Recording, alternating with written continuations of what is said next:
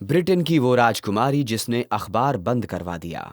लोगों का चहिता होना किसे पसंद नहीं होता, पर जब लोगों को आपको दिखाने की चाहत आपको बर्बाद कर दे तब कैसा लगता है, ये सिर्फ वो जानती हैं जिसने इस जुनून के चलते अपनी जान गंवाई हो।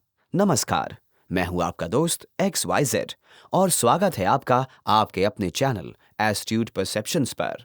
जब आप एक पब्लिक फिगर होते हैं तो लोग आपके बारे में सब जानना चाहते हैं, पर हर पब्लिक फिगर की एक निजी जिंदगी भी होती है। इस बात को अक्सर दरकिनार कर दिया जाता है, खासकर तब जब वो शख्स ब्रिटेन की सबसे चहीती राजकुमारी राजकुमारी डायना हो।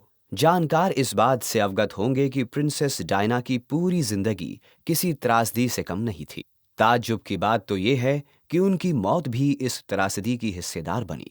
प्रिंसेस डायना की मौत के विषय में बताने से पहले आपको संक्षिप्त में उनकी जिंदगी के बारे में बताते हैं, ताकि जब हम उनकी मौत का जिक्र करें तब आप उसका कारण और उससे जुड़े लोगों के विषय में समझ सकें। प्रिंसेस डायना, जिनका विवाह ब्रिटेन के मौजूदा राजा और उस समय रहे राजकुमार प्रिंस चार्ल्स से 28 जुलाई 1981 में हुआ। प्रिंस चार्ल्स की हमसफर बनने के लिए जो सबसे बड़ी काबिलियत प्रिंसेस डायना में देखी गई वो ये थी कि वो वर्जिन थी, यानी प्रिंस चार्ल्स से पूर्व उनका किसी पुरुष से किसी प्रकार का कोई संबंध नहीं था। जबकि इसके विपरीत प्रिंस चार्ल्स अपने लव अफेयर्स को लेकर काफी चर्चा में रहते थे। उनके कई संबंधों में से एक संबंध ब्रिटेन की मौजूदा रानी कैमेलिया पार्कर से भी था।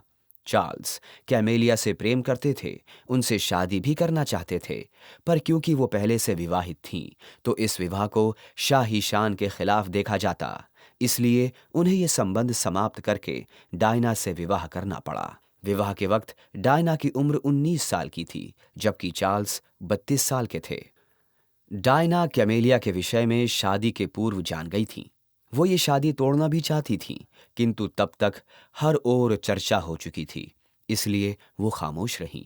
डायना ने विवाह के 1 साल बाद ही अपने पहले पुत्र फिलिप्स को जन्म दिया, गद्दी के वारिस को जन्म दिया, जिससे उनकी लोकप्रियता और भी बढ़ गई।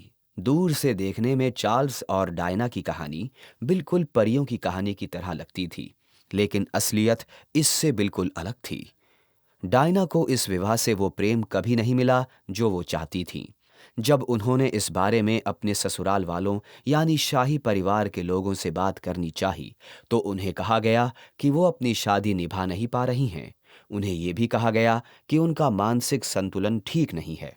प्रिंसेस डायना बिल्कुल अकेली पड़ गई। जहां लोगों से उन्हें भर भर कर प्यार मिला, वहीं अपने घर लौटते ही अकेलापन उन्हें घेर लेता था। अपने अकेलेपन से जूझते हुए डायना के अफेयर्स के चर्चे भी सामने आने लगे। चार्ल्स, जो खुद न जाने कितने संबंधों से जुड़े थे, उन्होंने इस घटना को त्रासदीपूर्ण बताया और फिर 15 साल दोहरी जिंदगी जीने के बाद, खुद से रोज लड़ने के बाद और चीजों को ठीक करने की तमाम नाकाम कोशिशों के बाद प्रिंस चार्ल्स और प्रिंसेस डायना एक दूसरे से अलग हो गए। परंतु यहाँ डायना की त्रासदी का अंत नहीं हुआ। डायना लोगों में अपनी एक अलग छाप छोड़ चुकी थीं। वो इतनी लोकप्रिय बन गई थीं कि खुद प्रिंस चार्ल्स को भी उनसे रश्क होने लगा था।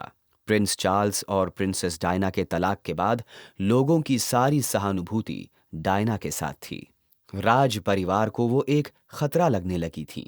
उन्होंने इसका जिक्र एक इंटरव्यू में भी किया था और अपने बावर्ची को लिखी एक चिट्ठी में भी उन्होंने बताया था कि उनके साथ कुछ भी हो सकता है, कोई हादसा भी, क्योंकि राज परिवार के लोग उनसे पीछा छुड़ाना चाहते हैं। डायना के तलाक के बाद उनकी कई विदेश यात्राएं रद्द करवाई गईं। कोशिश यह की गई कि वो लोगों से ज्यादा मुखातिब ना हो सके। डायना लोगों के जितना करीब थीं, उतना ही परेशान वो अखबारों में उनकी छापी जाने वाली तस्वीरों से थीं, और ऐसी ही एक तस्वीर उनकी मौत का कारण भी बनी।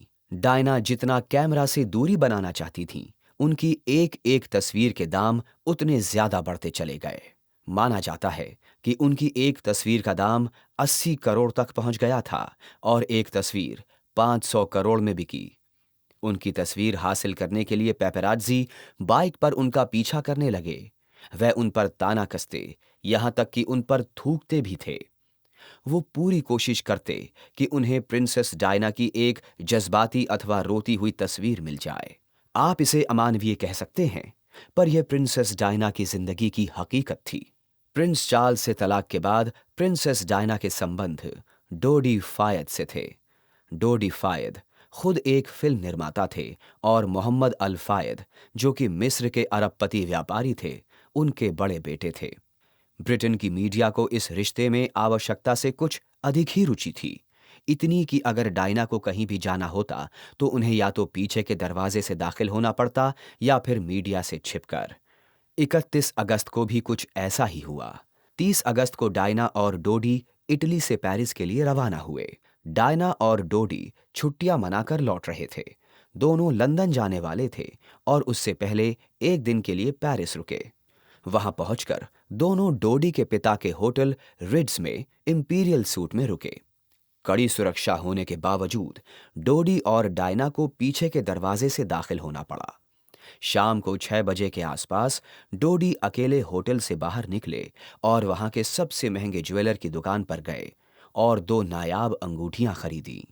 ऐसे कयास लगाए जा रहे थे कि दोनों ने स्वीट में ही सगाई कर ली है। इसके बाद दोनों डिनर करने भी जाने वाले थे, लेकिन पत्रकारों ने इस कदर उन्हें घेर रखा था कि डायना और डोडी ने बुकिंग कैंसिल करके अपने कमरे में ही खाना खाया। इसके बाद उनके होटल से निकलने का वक्त था।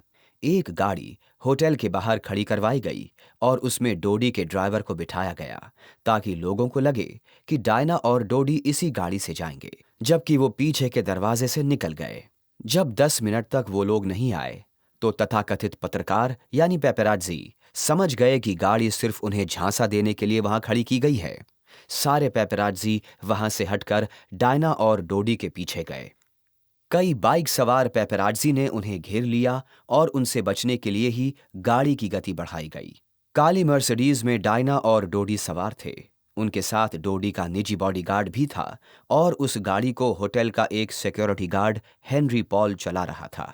कहा जाता है कि हेनरी ने शराब पी रखी थी। वह डिप्रेशन की गोलियां भी खाता था। सब लोगों को डोडी के घर पहुंचने की जल्दी थी। पेपराज़ी से बचते बचाते जब तेज गति से इनकी गाड़ी एक सुरंग में दाखिल हुई तो एक भयंकर दुर्घटना घटी। जब पेपराज़ी उस सुरंग में दाखिल हुए तो उन्हें एक गाड़ी दिखाई दी जिसके परखच्चे उड़ चुके थे। डायना की गाड़ी एक पिलर से जाकर टकराई थी। जब पेपराज़ी वहां पहुंचे तब डायना की सांसें चल रही थीं, लेकिन पेपराज़ी तो फोटो लेने और तमाशा देखने में व्यस्त थे। वहीं डोडी और पॉल की हादसे के समय ही मृत्यु हो गई और डोडी का अंगरक्षक बुरी तरह से घायल हो गया।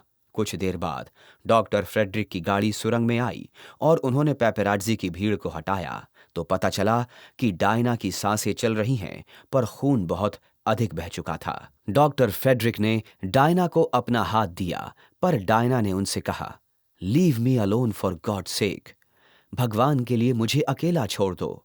पुलिस वहां पहुंची पर ताज्जुब की बात है कि हॉस्पिटल पास में होते हुए भी एम्बुलेंस को आते आते 1 घंटा लग गया। डायना फिर भी जिंदा थीं, लेकिन जब उन्हें हॉस्पिटल ले जाया जा रहा था तब उन्हें दिल का दौरा पड़ा। एम्बुलेंस रोककर डायना को सीपीआर दिया गया। हॉस्पिटल पहुंचने तक डायना जिंदा थीं। इसके बाद उनकी सर्जरी हुई पर उन्हें बचाया नहीं जा सका। इस तरह 31 अगस्त 1997 को डायना की मृत्यु हो गई। देखने पर यह दुर्घटना जैसी ही लग रही थी, पर कई बातें हत्या की साजिश की तरह इशारा कर रही थीं। जैसे डायना का लिखा हुआ खत जिसमें उन्होंने बताया कि उनकी मौत के बाद ही प्रिंस चार्ल्स की शादी का रास्ता साफ हो सकता है। इसके अलावा डायना ने यह भी कहा था कि उन्हें एक खतरे की तरह देखा जा रहा है। एम्बुलेंस के आने में हुई देरी, डायना की गाड़ी पर एक सफेद गाड़ी का पेंट मिलना और उसके मालिक के मिलने से पहले ही उसकी मृत्यु हो जाना, राज परिवार का 5 दिन तक कोई आधिकारिक बयान न आना और डायना की मृत्यु ठीक उसी दिन होना जिस दिन संभवतः वो अपनी सगाई का ऐलान करने जा रही थीं। इसके अलावा भी कई ऐसी बातें थीं जो हत्या की साजिश की ओर इशारा कर रही थीं। इन सब कयासों के बीच जनता अखबारों से काफी नाराज थी। उनका मानना था कि डायना के साथ यह दुर्घटना पत्रकारों की वजह से हुई और यह नाराजगी इतनी बढ़ गई कि एक लंबे अरसे तक ब्रिटेन में किसी ने भी अखबार खरीदे ही नहीं। अखबार वालों ने लोगों से माफी भी मांगी और किसी भी पेपराज़ी फोटो को ना छापने तक की बात भी कही। लेकिन लोगों ने अपनी राजकुमारी खोई थी। यह आक्रोश इतनी जल्दी शांत होने वाला नहीं था। अखबारों को वापस अपनी जगह बनाते बनाते एक लंबा अरसा लग गया। आपकी क्या राय है प्रिंसेस ऑफ वेल्स यानी राजकुमारी डायना के विषय में? हमें कमेंट करके जरूर बताइएगा। साथ ही साथ अगर यह वीडियो अच्छी लगी हो तो लाइक करके शेयर करिए और ऐसी अन्य वीडियोस के लिए हमारे चैनल एस्ट्यूट परसेप्शंस को सब्सक्राइब करें और बेल आइकन जरूर दबाएं। फिर मुलाकात होगी एक नई वीडियो के साथ। तब तक के लिए अपना और अपनी मनोस्थिति का ध्यान रखें।